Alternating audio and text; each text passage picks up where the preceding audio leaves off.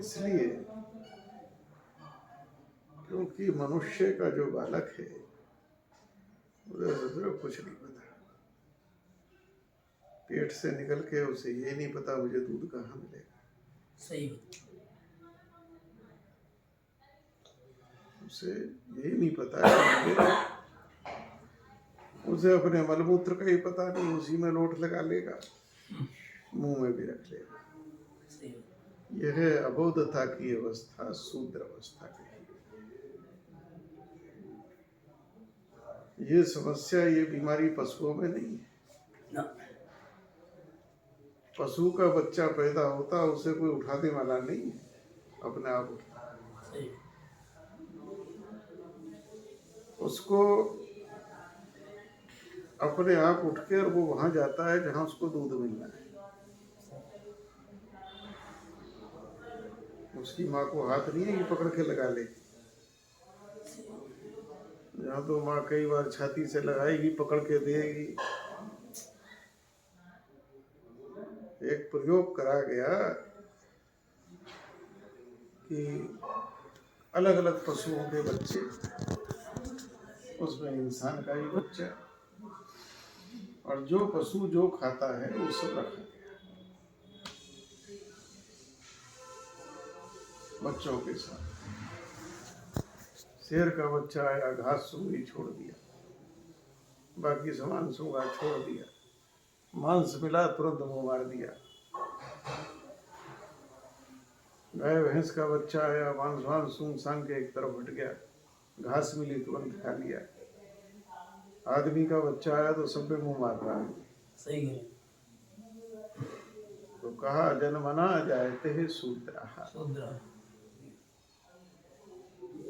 जन्म से हर बालक वो शूद्र है, चाहे वो मिश्रा जी के घर में पैदा हुआ हो, चाहे गोयल साहब के, चाहे चौहान साहब।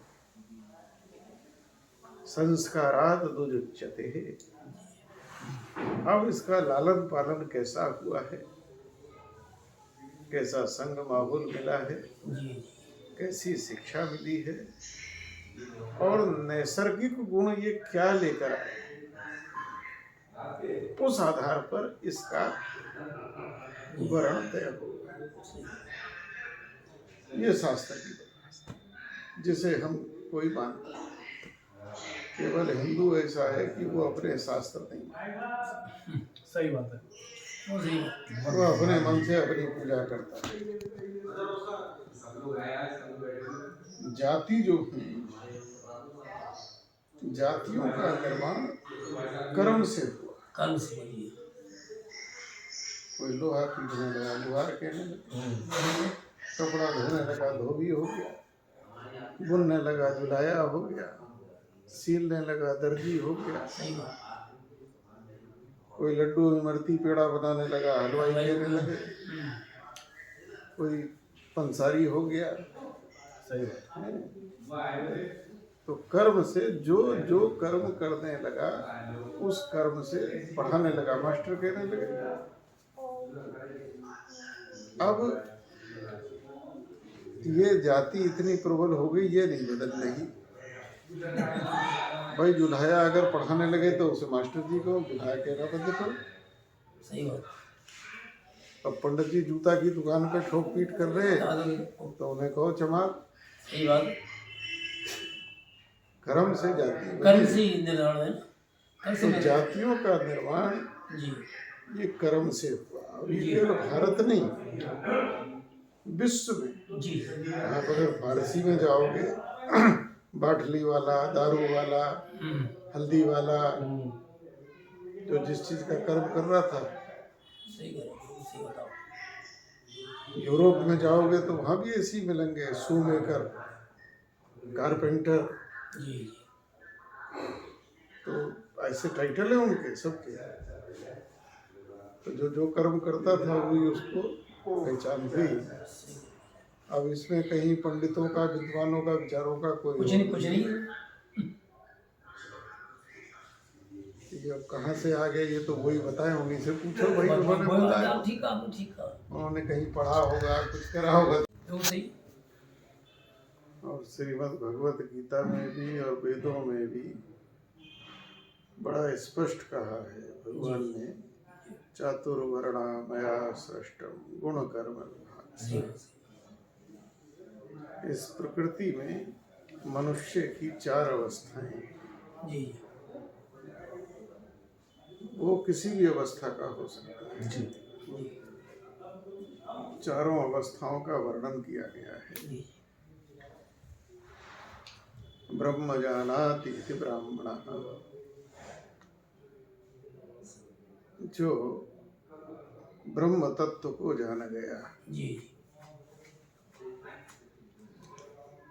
कि ब्रह्म तत्व क्या है, आत्म तत्व क्या है, परम तत्व क्या है,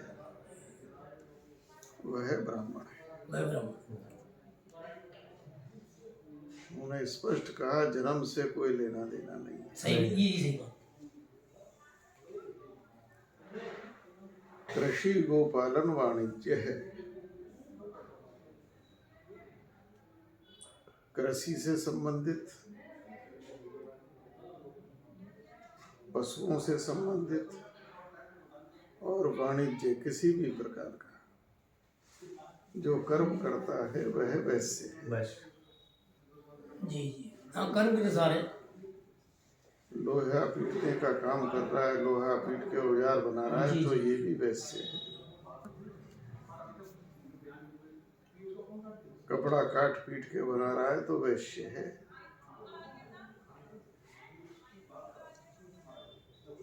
वर्ण केवल 3 हैं, ब्राह्मण क्षत्रिय वैश्य। वैश्य।